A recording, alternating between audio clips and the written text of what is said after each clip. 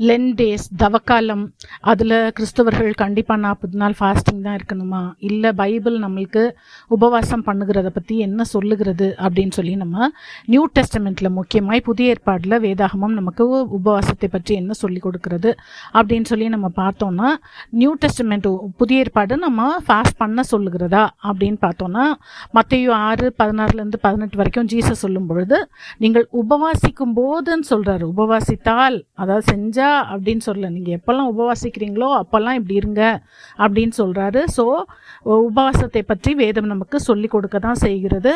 அதுலேயும் அவர் சொல்கிறாரு, ஜீசஸ் சொல்கிறாரு, இப்போ நான் மத்தேயு 9:14-15 யோவானுடைய சீஷர் சொல்கிறாங்க, நாங்கள் பரிசேயர்லாம் நிறைய நேரம் உபவாசிக்கிறோம், ஆனால் உம்முடைய சீஷர்கள் உபவாசிக்கிறதே இல்லையே அப்படின்னு. அதுக்கு ஜீசஸ் சொல்கிறாரு, நான் மணவாளனாகிய நான் அவங்களோட இருக்கும்போது அவங்க துயரப்படுறதில்ல, நான் அவங்கள விட்டு போன பிறகு அவங்க உபவாசிப்பாங்க அப்படின்னு சொல்லி, ஃபாஸ்டிங்னு ஒரு டைம் அவங்களுக்கெல்லாம் வரும் அப்படின்னு சொல்லி அதை ப்ரெடிக்ட் பண்ணுகிறத நம்ம பார்க்குறோம். அப்போஸ்தலர் 13:2-3 ஏர்லி சர்ச், ஆதி சபை மிஷனரிஸ் அனுப்புறதுக்குப்போ அவங்க உபவாசம் பண்ணாங்க. அந்தியோகியா பட்டணத்தில் இருக்கிற சபையில் அவங்க ஆண்டவருக்கு ஆராதனை செய்து உபவாசிக்கும் போது பர்னபாவையும் சாலையும் ஆண்டவர் ஊழியத்திற்காக அவங்கள பிரித்து விடுங்கன்னு ஆவியானவர் சொன்னார். அப்போ இவங்க உபவாசம் பண்ணி ஜெபம் பண்ணி அவங்க மேலே கைகளை வச்சு அனுப்புகிறதை நம்ம பார்க்குறோம்.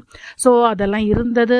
அப்போஸ்தலர் 14:23 பாலும் பர்னபாவும் 3 இடங்கள்ல, லிஸ்த்ரா, இக்கோனியா, அந்தியோகியா, இந்த 3 சர்ச்சஸில் எல்டர்ஸ் அப்பாயிண்ட் பண்ணுறாங்க. மூப்பர்களை ஏற்படுத்தும் பொழுது உபவாசம் பண்ணி ஜெபம் பண்ணி அப்புறம் அவங்கள பிரதிஷ்டை பண்ணுறாங்க, கர்த்தருக்கு ஒப்பு வைக்கிறாங்க. ஸோ புதிய ஏற்பாடு உபவாசத்தை வலியுறுத்துகிறதா அப்படின்னா கண்டிப்பாக அது வலியுறுத்துகிறது, ஆனால் அதை சட்டமாக்கவில்லை. கண்டிப்பாக நீ செய்து தான் ஆகணும் அப்படின்னு புதிய ஏற்பாடு சொல்லலை. அதனால தான் புதிய ஏற்பாட்டில் ஃபாஸ்டிங் கம்பல்சரியா, அது கட்டாயம் செய்யணுமா அப்படின்னு சொன்னோன்னா, ஃபாஸ்டிங் மேண்டேட்ரியாக அது வைக்கலை. எப்படி ஞானஸ்நானம் கண்டிப்பாக எடுக்கணும், எப்படி கண்டிப்பாக கர்த்தருடைய பந்தியில் நம்ம பங்கு பெறணும், அது மாதிரி இது இல்லை. அது மாதிரி ரட்சிக்கப்படுகிறதற்கு உபவாசம் பண்ணணும் அப்படின்றது இல்லை. இது எல்லாமே நம்மளோட தெரிந்தெடுத்தல் தான். அதாவது இட் இஸ் கான்ஷியன்ஸ் பேஸ்டுன்னு நம்ம சொல்லலாம். அதாவது நாட்களை விசேஷிக்கிறவன் கர்த்தருக்கென்று விசேஷிக்கணும், விசேஷிக்க கொள்ளாதவன் கர்த்தருக்கென்று அதை விசேஷித்து கொள்ளாமல், அதை சாப்பிட்றவன் கர்த்தருக்கு ஸ்தோத்திரம் பண்ணி சாப்பிடணும், அது கர்த்தருக்காக சாப்பிட்றான். சாப்பிடாதவன் கர்த்தருக்கென்று சாப்பிடாம இருந்து அப்பவும் தேவனுக்கு ஸ்தோத்திரம் சொல்கிறான். அதுதான் இஃப் யூ ஆர் ஃபாஸ்டிங், நம்ம அதை ஆண்டவருக்காக செய்து ஆண்டவருக்கு நம்ம நன்றி சொல்கிறோம், ஸ்தோத்திரம் சொல்கிறோம், அதுதான் ஃபாஸ்டிங். ஆனால் இந்த ஃபாஸ்டிங்கை மனுஷருடைய பாரம்பரியங்களின்படி முறைமைகள், அது அசெட்டிக் ரூல்ஸாக நம்ம பண்ணக்கூடாது அப்படின்னு கொலோசையருக்கு பவுல் 2ஆம் அதிகாரம் 20-23 வரைக்கும் அவர் சொல்லுகிறார். நீங்கள்லாம் உலகத்தின் வழிபாடுகளுக்கு நீங்கள் மறைச்சிட்டிங்களே, அதனால அதன்படி நடக்கிறவர்களை போல நீங்கள் கற்பனைகள் போதனைகள் அதெல்லாம் சொல்லி இதை செஞ்சு தான் ஆகணும், இதை தொடாத, அதை ருசி பார்க்காத, அதை தீண்டாத, இப்படிலாம் நீங்கள் கட்டளை போடாதீங்க, இதெல்லாம் சுய இஷ்டமான ஆராதனை அப்படின்னு சொல்லி அங்கே அஃப்கோர்ஸ் அது சரீரத்தை ஒடுக்குகிறது, அதெல்லாம் தானே ஒழிய இது கண்டிப்பாக நம்ம கம்பல் பண்ண முடியாது நியூ டெஸ்டமெண்டன் படி. ஸோ இது கமெண்ட் பண்ணப்பட்டிருக்கு. இட் இஸ் குட், உபாசிக்கிறது நல்லதுன்னு சொல்கிறாங்க, ஆனால் இட்ஸ் நாட் கம்பல்சரி அப்படின்னு சொல்லி நம்ம பார்க்குறோம். ஸோ எதற்காகலாம் புதிய ஏற்பாட்டு பரிசுத்தவான்கள் உபவாசித்தாங்க, எதற்காக நம்ம உபவாசிக்கணும் அப்படின்னு நம்ம பார்க்கும் பொழுது தேவனுடைய கைடன்ஸ், இப்போ ஒரு விஷயம் நம்ம செய்கிறோம், அதில் ஆண்டவருடைய வழிகாட்டுதலை நம்ம பெற்றுக்கொள்கிறதற்கு நம்ம ஜெபம் பண்ணலாம். அப்போஸ்தலர் 13:2-3 சர்ச் பாலையும் பர்னபாசையும் அனுப்புறதுக்கு முன்னாடி ஃபாஸ்ட் பண்ணி என்ன செய்யணும்னு கேட்டு ப்ரே பண்ணாங்க.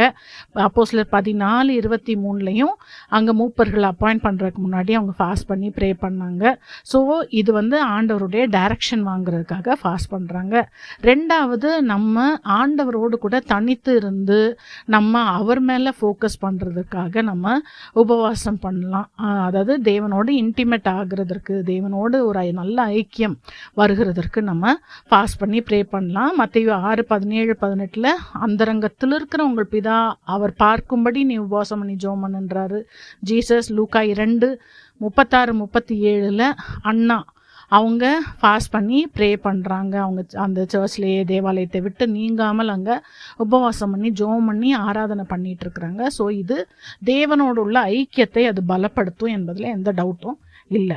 அடுத்தது நம்ம ஒரு ஆவிக்குரிய யுத்தத்திற்கோ இல்லை ஒரு ஊழியத்திற்கோ போகிறதற்கு முன்பாக உபவாசித்து ஜெபிக்கிறது பைபிளில் ஒரு பேட்டர்னாக நமக்கு சொல்லப்பட்டிருக்கிறது. ஜீசஸ் தன்னுடைய ஊழியத்தெல்லாம் தொடங்குறதுக்கு முன்னாடி 40 நாள் அவர் ஃபாஸ்ட் பண்ணார் அப்படின்னு மத்தேயு 4ஆம் அதிகாரம் 1-2 அந்த ஃபாஸ்ட் பண்ணி அங்கே அவருக்கு சோதனையெல்லாம் முடிஞ்ச பிறகு தான் அவர் ஊழியமே ஸ்டார்ட் பண்ணுகிறார் என்று சொல்லி நம்ம பார்க்குறோம்.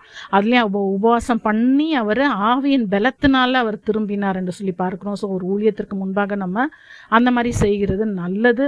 மார்க்கு 9:29 இந்த ஜாதி பிசாசு, அதாவது சில வகையான அரகென்ட்டான டீமன்ஸ் உபவாசத்தினாலும் ஜெபத்தினாலையும் ஒழிய வேற எதுனாலையும் வராது அப்படின்னு சொல்லி நம்ம பார்க்குறோம். ஸோ ஒரு ஸ்பிரிச்சுவல் பேட்டிலுக்கு முன்னாடியோ இல்லை ஒரு மினிஸ்ட்ரிக்கு முன்னாடியோ நம்ம ஃபாஸ்ட் பண்ணி ப்ரே பண்ணுறது நமக்கு நல்லது. அடுத்தது நம்ம ஆண்டவரே நான் ஒன்றும் இல்லை அப்படின்னு நம்ம தாழ்த்துறதுக்கும், நான் முழுவதுமாய் உம்மிடத்தை தான் உண்மைதான் நான் சார்ந்திருக்கிறேன், என்னுடைய டிபெண்டன்ஸை நான் காட்டுகிறதற்கும் நான் உபவாசித்து ஜெபிக்கிறது எனக்கு நல்லது. அதுதான் ஜீசஸ் சொல்கிறார்ல மத்தேயு 9:15 நான் அவங்களோட இருக்கேன், அதனால அவங்க ஃபாஸ்ட் பண்ணாமல் இருக்கிறாங்க. ஆனால் நான் அவங்கள போன பிறகு அவங்க உபவாசிப்பாங்க. அவங்க எனக்காக அவங்க ஏங்குவாங்க. மணவாளன் எப்போ திரும்பி வருவார் அவரோடு உள்ள அந்த இன்டிமென்சிக்காக அவங்க ஏங்குவாங்க. ஸோ நம்முடைய தாழ்மையையும் டிபெண்டன்ஸையும் நான் அவரை சார்ந்திருக்கிறேன் என்பதை காண்பிக்கிறதுக்காக நம்ம ஃபாஸ்ட் பண்ணுகிறது நல்லது. அடுத்தது எவ்வளோ நாள் நம்ம ஃபாஸ்ட் பண்ணணும் அப்படின்னா புதிய ஏற்பாடில் ஃபிக்ஸடாக இவ்வளோ டியூரேஷன் நம்ம ஃபாஸ்ட் பண்ணணும் அப்படின்னு சொல்லி கொடுக்கல. ஜீசஸ் 40 நாள் ஃபாஸ்ட் பண்ணார் மத்தேயு 4:2. அண்ணா தேவாலயத்திலே இருந்தாங்க. லூக்கா 2:37 அவங்களுக்கு ஒரு பேட்டர்னாக ஏதோ வச்சுருந்தாங்க. அது ஆனால் என்னன்னு நமக்கு சொல்லப்படலை. ஸோ ஏறக்குறைய 84 வயதுள்ள அந்த விதவை தேவாலயத்தை விட்டு நீங்காமல் இரவும் பகலும் உபவாசித்து ஜெபம் பண்ணி ஆராதனை செய்து கொண்டே இருந்தாங்க. ஸோ அவங்களோட பேட்டர்னாக அது அப்படி பண்ணிகிட்டே இருக்காங்க. அது ஒரு சைக்கிளாக பண்ணிகிட்டே இருக்காங்க. சர்ச்சில் உபவாசம் அப்போஸ்தலர் 13:2-3 எவ்வளோ நாள் அப்படின்றது அங்கே குறிப்பிடப்படலை அப்படின்னு சொல்லி நம்ம பார்க்குறோம். ஸோ உபவாசம் பண்ணுகிறது எவ்வளோ நாள், நான் 3 நாள் பண்ணேன், 7 நாள் பண்ணேன், 21 நாள் பண்ணேன், 40 நாள் பண்ணேன் அப்படின்னு நம்ம பெருமை பாராட்டுகிறதற்கு அல்ல, நம்முடைய இருதயத்தை ஆண்டவரிடத்துல ஒப்பு கொடுக்கும்படிக்கு. அதுதான் மத்தேயு 6:16-18 அந்தரங்கத்தில் இருக்கிற நம்முடைய பிதாவுக்கு நம்ம காணப்படும்படிக்கு நம்ம உபவாசித்து ஜெபம் பண்ணணும். So it doesn't matter about the length or duration but about our sincerity before the lord. அடுத்தது நம்ம ஒவ்வொரு தடவை உபவாசிக்கும் பொழுதும் பிசாசு நம்மை சோதிப்பானா அப்படின்னா இல்லை. எல்லா நேரங்களிலும் பிசாசு உபவாசிக்கும் போதெல்லாம் சோதித்ததாக இல்லை அட்டாக் பண்ணதாக வேதாகமம் நமக்கு சொல்லவில்லை. அது ஜீசஸுடைய காரியத்தில் மத்தேயு 4:1-3 ஜீசஸ் உபவாசிக்கும் பொழுது அங்கே அவர் சோதிக்கப்பட்டார். உபவாசத்தை முடிக்கிறப்போ அது பரிசுத்த ஆவியானவர் இதற்காகவே தான் அவர் வனாந்திரத்துக்கு அழைத்துட்டே போறாரு, சோதிக்கப்படும்படிக்கே அழைத்து போறாரு. ஸோ அவருடைய மேசியானிக் மினிஸ்ட்ரி அந்த மிஷனுடைய ஒரு பகுதியாக அது இருந்தது. ஸோ தேர் மேபி டைம்ஸ் சில நேரங்களில் நமக்கு இருக்கலாம், ஆனால் எல்லா நேரமும் அப்படி தான் இருக்கணும், அப்படி தான் ஆகும், நான் ஃபாஸ்ட் பண்ணால் எனக்கு போராட்டம் வரும் அப்படின்னு நம்ம சொல்ல தேவையில்லை. ஏன்னா அப்போஸ்தலர் 13 அப்போஸ்தலர் 14 இதிலெல்லாம் சர்ச் அங்கே கைடன்ஸ்க்காக ப்ரே பண்ணும் பொழுது அங்கே எந்த சோதனையும் வந்ததாக இல்லை. அது மாதிரி லூக்கா 2 நம்ம பார்த்தோம், அன்னாள் அவங்க ஜெபம் பண்ணிகிட்டே இருந்தாங்க, அவங்களுக்கு எந்த பிசாசுடைய அட்டாக்கும் வந்ததாக பைபிள் நமக்கு தெரியப்படுத்தலை. யாக்கோபு 4:7 பிசாசுக்கு எதிர்த்து நில்லுங்கள், அவன் உங்களை விட்டு ஓடி போவான். அது மாதிரி 1 கொரிந்தியர் 10:13 சோதனை எப்போவுமே நமக்கு இருக்கும். ஸோ ஃபாஸ்டிங் எப்போ தான் அப்படின்னு இல்லை, எப்போ வேணும்னாலும் இருக்கும். ஸோ நமக்கு அதற்கு தேவையான பலனை தேவன் நமக்கு தருவார். நம்ம எப்போ பிசாசுடைய சோதனை வந்தாலும் அவனை எதிர்த்து நிற்க நம்ம கற்றுக்கொள்ளணும். So it's not an universal rule. நம்ம ஃபாஸ்ட் பண்ணும்போதெல்லாம் அந்த சோதனைக்காரன் வருவான்றது ஒரு யூனிவர்சல் ரூல் கிடையாது அப்படின்னு சொல்லி நம்ம பார்க்குறோம். அடுத்தது ஃபாஸ்டிங்கில் கோர் பிரின்சிபிள் என்ன, எப்படி தான் நம்ம ஃபாஸ்ட் பண்ணணும் அப்படின்னு பார்த்தோம்னா, அது நம்முடைய இருதயத்தோட போஸ்டரை தான் காட்டுதே ஒழிய ரிச்சுவலாக சடங்காக இப்படி செய்யணும் அப்படி செய்யணும்னு பைபிள் நமக்கு சொல்லி கொடுக்கவில்லை. மத்தேயு 6:16-18 நம்முடைய மோட்டிவ், நம்முடைய நோக்கம், அந்தரங்கமாக ஜெபம் பண்ணுறது, சின்சியராக ஜெபம் பண்ணுறது, இதெல்லாம் தான் அங்கே ஜீசஸ் சொல்லி கொடுக்குறாரே ஒழிய வேற நமக்கு இதில் அந்த சடங்கு இந்த சடங்கு அந்த மாதிரிலாம் எதுவும் சொல்லி கொடுக்கவில்லை என்று சொல்லி பார்க்கிறோம். ஸோ அந்தரங்கத்தில் பிதா பார்க்க அங்கே அதுக்கு தான் நம்ம ஃபாஸ்ட் பண்ணுறோம் அப்படிங்கிறத ஜீசஸ் அங்கே எம்ஃபசைஸ் பண்ணுறத பார்க்குறோம். அது மாதிரி தேவனுடைய ராஜ்யம் புசிப்பும் குடிப்பும் இல்லை, அது சாப்பிட்றத பற்றியும் அது குடிக்கக்கூடாது இது இதிலெல்லாம் இல்லை. அது நீதியும் சமாதானமும் பரிசுத்தாவியினால் உண்டாகிற சந்தோஷமும். ஸோ ராஜ்யத்தை தேடி தான் நம்ம ஃபாஸ்ட் பண்ணுறோமே ஒழிய இதிலெல்லாம் நம்முடைய அந்த பெரிய ஒரு ஃபோக்கஸை நம்ம போட தேவையில்லை. சரி, சாப்பாடு பற்றி என்ன, ஃபாஸ்டிங் எப்போ அப்படின்னு பார்த்தோன்னா, ஃபாஸ்டிங்னாலே மேக்சிமம் நமக்கு சாப்பாடை அவாய்ட் பண்ணுகிறது தான், டு அப்டெயின் ஃப்ரம் ஃபுட். அது ஒரு நேரமோ 2 நேரமோ 3 நேரமோ நம்முடைய ஹெல்த் வைத்து நம்ம அதெல்லாம் நம்ம டிசைட் பண்ணலாம். இதுக்கெல்லாம் ஆண்டவர் இப்படி தான் அப்படின்லாம் எந்த எம்ஃபசைஸும் வைக்கல. மத்தேயு 4:2 இயேசு 40 நாள் உபவாசம் பண்ணி முடிந்த போது அவருக்கு பசி உண்டாயிட்டுன்னு பார்க்குறோம். ஸோ அவர் சாப்பிடாம இருந்தாருன்றது அந்த இடத்துல நம்ம அவருக்கு சாப்பாடு இல்லைன்றதை நம்ம பார்க்குறோம். அது மாதிரி அது இப்படி தான், அது மாதிரி அதான் பார்ஷியல் ஃபாஸ்டிங், டோட்டல் ஃபாஸ்டிங், இந்த ஃபுட்டு சாப்பிடக்கூடாது. இப்போ டேனியல் நான்வெஜ் சாப்பிடல ஃபாஸ்டிங் டைமில். நியூ டெஸ்டமெண்ட்டில் அந்த மாதிரிலாம் எதுவும் இல்லை. It depends upon us. நம்ம அதை எப்படி வேணும்னாலும், நமக்கு என்ன, நம்ம எதில் ஒரு வேளை அடிக்டடாக இருக்கிறோமோ அதை விடுறதுக்கு கூட நம்ம ஆண்டவர்கிட்ட நம்மளை தாழ்த்தி நம்ம ஃபாஸ்ட் பண்ணலாம் அப்படின்னு சொல்லி பார்க்குறோம். ஸோ நியூ டெஸ்டமெண்ட்டில் இந்த மாதிரி தான் இருக்குது. அது மாதிரி இதை நம்ம லீகலிஸ்டிக்காக ஃபாஸ்டிங்கை சட்டமாக இது இப்படி தான் அப்படின்னு கட்டாயமாக நம்ம பண்ணக்கூடாது அப்படின்றத நம்ம பார்த்தோம் ஏற்கனவே. கொலோசியர் 2:20-23 வரைக்கும் நம்ம அதை பார்த்தோம். ஸோ சுய இஷ்டமான ஆராதனை, மாயமான தாழ்மை, சரீர ஒடுக்கம், இதெல்லாம் தான் இப்படிப்பட்ட ஞானம் அப்படிலாம் அதுக்கு நம்ம மாம்சத்தை பேணுகிறதற்கு ஒழிய மற்ற வேறதுக்கும் இதெல்லாம் பிரயோஜனப்படாது. ஸோ இருதயத்துக்குள்ளார நம்ம என்ன இருக்கிறோம் அப்படின்றத தான் ஆண்டவர் பார்க்கிறாருன்னு சொல்லி பார்க்குறோம். ஏதாவது குடிக்கலாமா, ஜூஸ் குடிக்கலாமா, தண்ணி குடிக்கலாமா, டீ குடிக்கலாமா, இந்த மாதிரி குவெஸ்சன்ஸுக்கும் நியூ டெஸ்டமெண்ட்டில் புதிய ஏற்பாடில் எந்த கட்டளையும் கொடுக்கப்படவில்லை. ஜீசஸே மத்தேயு 4:2 ஃபாஸ்டிங் முடிஞ்ச பிறகு அவர் பசியாக இருந்தாருன்னு தான் இருக்குதே ஒழிய அவர் தாகமாக இருந்தார் என்று இல்லை. ஸோ அவர் ஒருவேளை தண்ணி குடித்து கொண்டு இருந்திருக்கலாம். ஸோ காட்டில் தண்ணி கிடைக்காதுன்னெலாம் நம்ம சொல்ல முடியாது. ஸோ நமக்கு அப்படி பைபிள் அப்படி எந்த ரெக்கார்டும் நமக்கு கொடுக்கல. அதனால நமக்கு அப்படிலாம் நம்மளை போட்டு அப்படி வருத்தணும்னு நமக்கு இல்லை. அன்லெஸ் நமக்கு அப்படி ஸ்பெசிஃபிக்காக நமக்கு அப்படி பண்ணணுன்னு இருந்தால் அதெல்லாம், ஆனால் தயவாய் ஞானமாய் செய்ய வேண்டிய காரியம். ஆண்டவர் பேரை சொல்லிட்டு புத்தியீனமாய் சில காரியங்களை சொல்லிட்டு சிக்னஸ் இப்போ இங்கே ரீசெண்டாக இங்கே புதுக்கோட்டையில் கூட ஒரு மரித்து கூட போயிட்டார் ஒருத்தர். அப்படிலாம் நம்ம பண்ணக்கூடாது அப்படின்னு சொல்லி பார்க்குறோம். அடுத்ததாக கண்டிப்பாக ஃபாஸ்டிங்னா it should be accompanied with prayer. ஜெபம் இல்லாத ஃபாஸ்டிங் நமக்கு சும்மா, அதுவும் இந்த இப்போ 10 டேஸ்லலாம் ஃபாஸ்ட் பண்ணுறேன்னா 40 நாள் ஃபாஸ்டிங்கு. What about prayer? 40 நாள் நம்ம லீவ் போட்டுட்டு உட்காந்து ப்ரே பண்ணால் நல்லாயிருக்கும். இல்லை அதுக்குன்னு அட்லீஸ்ட் ஸ்பெசிஃபிக்காக ஒரு 1 hour நம்ம டெய்லி அதுக்குன்னு தனியாக ஒதுக்கி ப்ரே பண்ணால் நல்லாயிருக்கும். ஸோ ஃபாஸ்டிங் வித்தவுட் ப்ரேயர் அது பைபிள் என்கரேஜ் பண்ணவே இல்லை. அதான் மத்தேயு 6:16-18 ஜீசஸ் டீச் பண்ணும்போது சொல்கிறாரு, அந்த ரங்கத்தில் இருக்கிற உன் பிதா பார்க்கும்படி. அப்போ பிதா கிட்ட நீ பேசு, அவர்கிட்ட நீ போய் உட்காரு, தனியாக போய் ரூமில் உட்காருன்றதை அவர் அங்கே சொல்லுகிறார். ஏர்லி சர்ச், ஆதி கால திருச்சபைகளிலும் அப்போஸ்தலர் 13:2-3, அப்போஸ்தலர் 14:23 அவங்க ஒரு இடத்துல ஃபாஸ்ட் பண்ணி அவங்க உபவாசம் பண்ணி ஊழியமும் செய்தாங்க, இன்னொரு இடத்துல உபவாசம் பண்ணி ஜெபம் பண்ணாங்க. ஸோ உபவாசம் அப்படி இணைக்கப்பட்டிருக்கணும். அன்னாளுடைய அந்த தேவாலயத்தில் இருந்த அன்னாலும் இரவும் பகலும் உபவாசம் பண்ணி ஜெபம் பண்ணாங்க அப்படின்னு இருக்கணும். So fasting without praying is nothing. அது தேவையில்லாத ஒரு விஷயம். அடுத்தது ஃபாஸ்டிங் அப்போ நம்முடைய ஆட்டிடியூட் எப்படி இருக்கணும், நம்ம எப்படி, அதாவது நம்முடைய குணாதிசயம் அது எப்படி இருக்கணும் அப்படின்னு சொல்லி நம்ம பார்த்தோன்னா, மெயினாக நம்ம பப்ளிக் டிஸ்பிளே பண்ணக்கூடாது. எல்லாம் மைக் வச்சுட்டு ஓ நான் ஃபாஸ்டிங் இருக்கிறேன் 40 நாள், ஐயோ இவங்க ரொம்ப பக்திமான்கள், இதெல்லாம் தான் உலக வழிபாடு, இதெல்லாம் தான் உலகம் நமக்கு என்ன சொல்கிறாங்க, என்ன அதான் அவங்க கோயிலுக்காக நேர்ந்துட்டு அது பண்ணுறாங்க இது பண்ணுறாங்க. பைபிள் கிளியராக சொல்லுது அப்படி செய்யாத. Don't show out.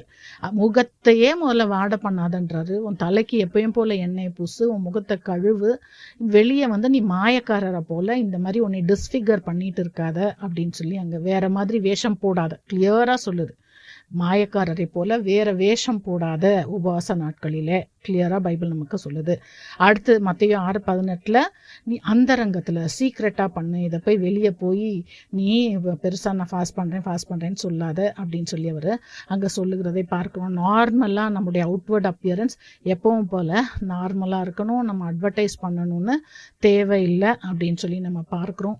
அது மாதிரி மனுஷர் நம்மளை புகழ்றதுக்காக நம்ம ஃபாஸ்ட் பண்ணக்கூடாது, தேவனை தேடி தான் நம்ம ஃபாஸ்ட் பண்ணுகிறோம் என்று சொல்லி நம்ம பார்க்கிறோம். அடுத்து நம்முடைய உபவாச நாட்களிலே ரிலேஷன்ஷிப்ஸ் எப்படி, நம்முடைய வீடுகளிலே உறவுகள், தனியாக நம்ம குடும்பத்தோடு இருக்கிறோம் அப்படின்னா தனியாக போய் தான் நம்ம உட்காந்து பண்ணணுமா, அந்த மாதிரிலாம் நம்ம பண்ணுறது பைபிளில் 1 கொரிந்தியர் 7:5 முக்கியமாக ஹஸ்பண்ட் அண்ட் ஒய்ஃப் அவங்க ஃபாஸ்ட் பண்ணுறாங்கன்னா அவங்க கன்சென்ட் கொடுக்கணும். அவங்க ஒருத்தருக்கு ஒருத்தர் நான் ஃபாஸ்ட் பண்ணுறேன், எனக்கு நான் ப்ரே பண்ணுறேன் அப்படின்னா அவங்க ஒருத்தரோட அந்த அது என்ன சொல்கிறது ஒப்புதலோட அவங்க ஃபாஸ்ட் பண்ணுகிறது நல்லது. அது மாதிரி கார்பரேட் ஃபாஸ்டிங் இருந்துச்சு, சர்ச்சு சேர்ந்து ஃபாஸ்ட் பண்ணாங்க அப்போஸ்தலர் 13:2-3 அதெல்லாம் நம்ம பார்க்குறோம். அடுத்தது நம்ம சமாதானத்தை தேடி அந்த மாதிரி தான் நம்ம மற்றவங்களுடைய நலனை தேடி, இதெல்லாம் தான் நமக்கு அன்பும் ஞானமும் நம்முடைய உபவாசத்தை நடத்துகிறதா இருக்கணும் அப்படின்னு ரோமர் 14:19 1 கொரிந்தியர் 10:23-24 நம்ம பார்க்கிறதை நம்ம பார்க்கிறோம். சரி, எவ்வளோ ஃப்ரீக்வெண்ட்டாக நம்ம ஃபாஸ்ட் பண்ணுவோம், அடிக்கடி ஃபாஸ்ட் பண்ணுமா அப்படின்னு சொன்னால் அப்படிலாம் எந்த ஃப்ரீக்வென்சியும் அங்கே பைபிளில் நமக்கு கொடுக்கப்படலை. உபவாசிக்கும் போது அப்படின்னு சொல்லி மத்தேயு 6:16 பார்க்குறோம். அடுத்து சர்ச்சில் தேவையான நேரங்களில் அவங்களுக்கு மூப்பர்களை அப்பாயிண்ட் பண்ணுறதுக்கு ஊழியத்திற்கு ஆட்களை அனுப்பும்போது என்ன ஸ்பெசிஃபிக்காக கைடன்ஸ் தேவையோ டைரக்ஷன்ஸ் தேவையோ அப்போஸ்தலர் 13:14 அவங்க ஃபாஸ்ட் பண்ணதை பார்க்குறோம். ஸோ ஃபாஸ்டிங் ஒரு நோக்கத்தோட இருக்கணும். அதாவது இந்த it should B purpose driven, not calendar driven அப்படின்றது நமக்கு தெரியணும். இந்த நாள் வந்துருச்சு அதனால நான் ஃபாஸ்ட் பண்ணியே ஆகணும் அப்படி கிடையாது. ஏதாவது நோக்கம் இருந்துச்சுன்னா நம்ம ஃபாஸ்ட் பண்ணுறது நல்லது அப்படின்னு சொல்லி நம்ம பார்க்குறோம். அது மாதிரி நம்முடைய சரீரத்தை நம்ம பேணிக்கணும். அது சரீரம் பரிசுத்த ஆவியானவருடைய ஆலயம் என்று நமக்கு தெரியும் 1 கொரிந்தியர் 6:19-20 அதனால நம்ம சரீரத்தையும் நம்ம டேக் கேர் பண்ணணும். ஃபாஸ்டிங் இருக்கிறேன்னு சொல்லிட்டு அது பல விதமான வியாதியை சரீரத்தில் வச்சுட்டு நம்ம ஃபாஸ்ட் பண்ணிட்டு நம்முடைய சரீரத்தை நம்ம கெடுத்துக்கொள்ள கூடாது அப்படின்றத நம்ம பார்க்குறோம். ஸோ இந்த காரியங்கள் எல்லாம் நம்ம இன்றைக்கி புதிய ஏற்பாடில் ஃபாஸ்டிங் பற்றி என்னெல்லாம் நமக்கு சொல்லப்பட்டிருக்கிறது, நம்முடைய போஸ்டர் என்னவா இருக்கணும், தாழ்மையா இருக்கணும், நம்ம சின்சியரா இருக்கணும், தேவனை நோக்கி இருக்கணும், ரகசியமாய் தேவனிடத்துல ரகசியமாய் நம்ம ஃபாஸ்ட் பண்ணணும்னு சொல்லி நம்ம பார்க்குறோம். யூஸ்வலாக சாப்பாடு இல்லாதது தான் ஃபாஸ்டிங். அது கண்டிப்பாக ஜெபத்தோடு இருக்கணும். ஃபிக்ஸட் டியூரேஷன் கிடையாது. எந்த ஒரு சட்டமும் அதுக்கு இப்படி தான் அப்படி தானே சட்டம் கிடையாது. ரிலேஷன்ஷிப்ஸ் நம்ம சமாதானத்தை மெயின்டைன் பண்ணணும். நம்முடைய பொறுப்புகளை கடமைகளை நம்ம கண்டிப்பாக செய்யணும். ஹஸ்பண்ட் அண்ட் ஒய்ஃப்குள்ளார கண்டிப்பாக ஒரு மியூச்சுவல் கன்சென்ட்டோட நம்ம பண்ணணும். எச்சரிப்புகள் அப்படின்னு சொல்லி பார்த்தோம்னா நமக்கு அதனால நம்ம மாயமாய் வெளியே அப்படி இப்படின்னு நம்ம மாயமாலம் பண்ணக்கூடாது. பெருமை அதனால இருக்கக்கூடாது. எந்த மனித சட்டங்களும் அதை நம்மளுக்கு ரூல் பண்ண என்ன செஞ்சாலுமே அதுதான் அது மேன்மேட் ரெகுலேஷன்ஸா இல்லை பைபிள் ட்ரிவன் பர்பஸா அப்படின்றத நம்ம பார்த்து அதற்கு நம்ம ஒப்பு கொடுப்போம். God bless you.